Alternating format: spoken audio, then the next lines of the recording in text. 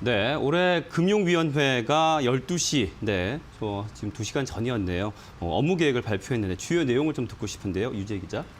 네, 금융위원회의 업무 계획을 통해서 올 1년 동안 어떤 금융 정책들이 이루어질 것인가를 저희가 좀 엿볼 수가 있습니다. 그래서 올해 금융위원회는 4가지의 핵심 추진 전략을 바탕으로 금융 정책을 시행할 것으로 예상이 되고 있는데요. 일단 첫 번째는 코로나19 금융 지원을 지속하고 리스크 관리를 하겠다라는 점입니다. 좀 세부 내용을 보면은요. 지난해 4월부터 해서 코로나19로 피해를 입은 소상공인이라던가 중소기업들에게 대출 만기를 연장을 해주던가 원리금 상환 유예 조치를 시행하고 있습니다. 네. 이게 원래 9월 말까지였다가 6개월 연장돼서 오늘 3월 말에 이제 마감이 되는데요. 네. 종료가 되는데요. 금융위원회에서 이것을 또 재연장할 가능성을 좀 시사를 했습니다. 그래서 네. 아직 확정은 아니고 2월에 확정이 될 텐데요. 일단 좀 더 지원이 필요하다라는 판단이 좀 선 것 같고요. 그리고 지금 가계부채 관련해서도 거액 신용대출에 대해서는 여전히 관리를 강화하겠다라는 입장을 좀 밝혔습니다. 그래서 네. 올해에도 가계대출 부분은 계속해서 좀 쪼일 수가 있다라는 점 아시면 될 것 같습니다. 두 번째 키워드는 이 선도형 경제로의 대전환 뒷받침입니다. 그러니까 새로운 미래 먹거리를 창출하겠다라는 계획인데요.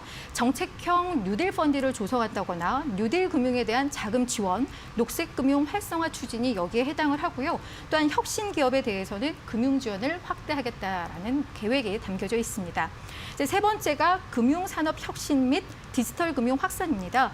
이 부분에 대해서 좀 구체적으로 보면 핀테크 기업에 대한 지원 강화 내용, 그리고 이제 4세대 실손보험 출시라던가 헬스케어 활성화 추진 등 보험 산업의 혁신을 이루겠다는 등의 내용이 담겨져 있고요. 이제 사실 가장 중요한 게 이 마지막 부분입니다. 금융 소비자 보험 및 취약계층 지원 강화인데 앞서 첫 번째에서 세 번째는 기업, 자영업자, 금융회사에 많이 치중된 거라면 이 마지막 이제 우리 소비자들과 좀 밀접한 관계가 있는데요. 공매도 제도 개선을 통한 주식시장의 공정성을 강화하겠다라는 것과 법정 최고금리를 추가적으로 인하하겠다라는 내용이 담겨져 있습니다. 네. 자, 이 시간에도 다룬 바가 있는데 이제 공매도 관련해서 이제 의견이 분분합니다. 논란도 있었고요. 그 대책에 있어서 개선안이 좀 실효성이 있는지도 궁금한데 송정 기자 어떻습니까? 네, 공매도 관련해서는 계속 아마 이 공매도 금지가 이제 재개되는 3월 15일까지는 계속 아마 관련 이슈가 나올 것 같습니다. 금융위가 명확한 입장을 밝히지 않는 이상. 이번에도 역시 공매도에 대한 대책도 담겨 있는데요. 일단은 금융당국에서는 기본적으로 불법 공매도에는 엄정 대응하겠다라는 것이 일단 기본 원칙이고요. 이것이 이제 투자자 신뢰를 유지하고 그 신뢰가 훼손되는 것을 방지하겠다는 그런 차원입니다. 작년 12월에 자본시장법을 개정해서 이 불법 공매도에 대한 처벌을 좀 강화하는 내용이 이제 담긴 바 있는데요. 올해 상반기에도 계속해서 이런 부분들 공매도와 관련해서 제도를 개선하겠다는 노력을 좀 내비치고 있습니다. 예를 들어서 개인을 대상으로 해서 주식 대여 물량을 좀 더 확보한다든지 차입 창구를 더 제공한다든지 이런 개인 투자자가 공매도에 더 쉽게 접근하고 더 편하게 접근할 수 있는 그런 창구를 마련하고 또 제도 개선을 통해서 시장 조성자의 공매도를 현재 절반 수준으로 축소하는 그런 내용까지 담겨서 그런 방안이 지금 마련 중인데 이르면 이번 달에도 그런 방안이 나올 수 있다는 지금 예정 기사가 나오고 있고요. 이거는 좀 지켜봐야 될 것 같습니다. 일단 결론적으로 공매도를 금지하겠다는 얘기는 일단은 담겨 있지는 않습니다. 최근에 이제 은성수 금융위원장의 스탠스가 조금 미묘하게 바뀌고 있다라는 지금 해석은 나오고 있거든요. 애초에는 이제 단호하게 원칙론을 내세웠다면 최근에는 조금 내부적으로 상의해서 그 결과를 존중하겠다 이런 식의 이제 뉘앙스가 나오고 있는 걸 봤을 때는 최근에 이제 개인 투자자들의 어떤 의견들 또 정치권에서 내세우고 있던 어떤 논리들 이런 것들을 좀 많이 참고해서 고민을 하고 있는 그런 흔적들이 나오고 있는 것 같습니다. 자, 그런데 지금 코로나 이 상황 속에 가장 어려운 분들 중 한 분들이 이제 소상공인 여러분, 서민들인데 그동안 부득이하게 대부업체, 저축은행 이용하셨을 겁니다. 그런데 아무래도 법정 최고금리 인하가 그분들에게는 굉장히 관심사가 아닐 수 없는데 지금 어떻게 좀 정리가 됐습니까?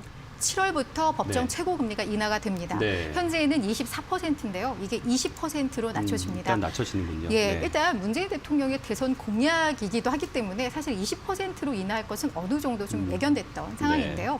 많은 분들이 요즘 초저금리 시대, 내가 대출 2%, 3%에 받고 있는데 24%, 20% 와닿지가 않을 것 같은데요.